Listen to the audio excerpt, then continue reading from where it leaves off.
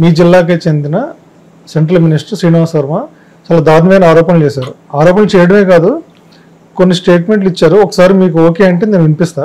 నాకు వినిపించే అవసరం లేదు, కానీ అందరూ విన్నదే నా కాళ్ళు చేతులు నరికేస్తాను, నా నాలికి కట్ చేస్తా అన్నాడు. సిద్దిరి అప్పలరాజు ఒక పశువులు డాక్టర్ అన్నాడు. వినిపిస్తా ఒకసారి. చాలా మంది ఈడీఆర్ నిధుల పేరుతో పెద్ద ఎత్తున తణుకు మున్సిపాలిటీలో 100 కోట్లు దుర్వినియోగం చేసినటువంటి వ్యక్తి. అవినీతిగా మారిపోయారు ఈ ఎర్రి పప్ప. మనల్ని రెచ్చగొడితే ఏదో 100 మంది కార్యకర్తలు ఉన్నారు కదా మీటింగ్ లో, ఏదో మాట్లాడితే చప్పట్లు కొడతారంటే నాలుగు కోసేస్తామనేటువంటి సంగతి ఇవాళ ఎర్రి పాపలు చెప్తున్నారు. ఈ కారుమూరికి కానీ ఉన్నటువంటి కొడాలి నానికి కానీ, ఆడవిడ పేరు నానికి కానీ, ఆడవిడ నెల్లూరు అనిల్ కుమార్ యాదవ్ అని ఉంటాడు వాడు, ఇక్కడ అంబటి రాంబాబు గారు సేమ్ బూతుల్లో ఉంటారు. ఒక్కొక్కడు మనుషులు రక్తం తాగేశారా అనిపిస్తుంది చూస్తే.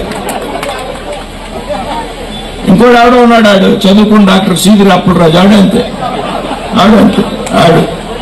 ఆడు పశువుల డాక్టర్, మీరు చదువుకున్నాడు. ఆడు ఈ పశువుల మందను అందరినీ కలిపి ఇంటికి తోలేస్తే ఇవాళ వీడు మళ్ళీ వచ్చి నరికేస్తాం చంపేస్తాం అన్నాడు పిచ్చనాడు. గోదావరి జిల్లాలో జనరల్ గా ఇలాంటి భాషలు మనం మీరన్నట్టు ఇందాక స్నేహంగా వెళ్ళడం తప్ప ఇలాంటి భాషలు ఈ మధ్యన ఎందుకు పెరిగింది ఇలాంటి వ్యాఖ్యలు? మీరు చేసే పనులకి ఇతను ఏమంటాడు, నా డైరెక్ట్ నన్ను నాలికి కోసేస్తాడంట, నన్ను నరికేస్తాడంట. ఎంతమందిని నరికెళ్ళాడు ఇతను? ఇవాళ మా జిల్లాలో బడుగు బలహీన వర్గాలను ప్రేమించి ఎంతో ఇదిగా మంచి రాజకీయాలు చేశారు, మంచి వాతావరణంలో. ఎక్కడ ఇలాంటి దురుసు ప్రవర్తనలు దురుసు మాటలు లేవు.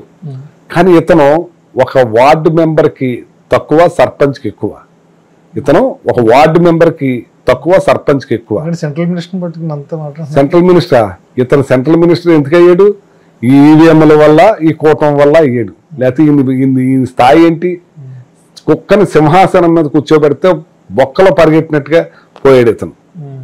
ఇతని స్థాయి నన్ను తిట్టి స్థాయిని పెంచుకుంటున్నాడు. ఇప్పటి వరకు ఇక్కడ ఒక ఎంపీ ఉన్నాడు, ఒక సహాయ మంత్రి ఉన్నాడు అనే సంగతి ఎవరికి తెలియదు. నేను అతనికి చెప్తున్నా, ఈ పార్లమెంట్లోనే ఇక్కడ గోవధ గేదెల్ని కోసిపడేస్తున్నారు. దాని గురించి మాట్లాడు నువ్వు. పర్మిషన్ లేకుండా నడుస్తుంది ఇక్కడ. దాని మీద మేము పోరాటం చేస్తున్నాం. తణుకులోనే మీరు వెళ్ళి తీసుకోండి, పర్మిషన్స్ లేవు. ఉత్తరప్రదేశ్ నుంచి వచ్చినప్పుడు నా టైంలో కూడా పర్మిషన్స్ ఉన్నా సరే దాన్ని ఆపిచ్చేసాను, నడవనివ్వలేదు. నేను మా ప్రభుత్వం దిగిన వెంటనే దాన్ని నడిపేస్తున్నారు యథేచ్ఛగా.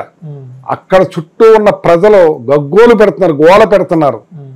మేము అన్నం తినలేకపోతున్నాం, ఇక్కడ మాకు ఇల్లు పర్మిషన్ ఇచ్చారు, ఇళ్ల మధ్యని ఆవాసం. ఆయన ఏమి సెంటు భూమి కొనలేదు, ఆ ఫ్యాక్టరీ వాళ్ళు పూర్తిగా రెంట్ గొడవస్ తీసుకుని నడిపేస్తున్నారు.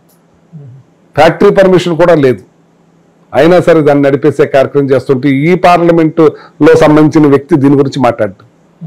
అక్కడ గోవులు తిరుపతిలో చచ్చిపోతా ఉంటే దాని గురించి మాట్లాడు. ఆర్ఎస్ఎస్ బ్యాక్గ్రౌండ్ కదా ఈయన.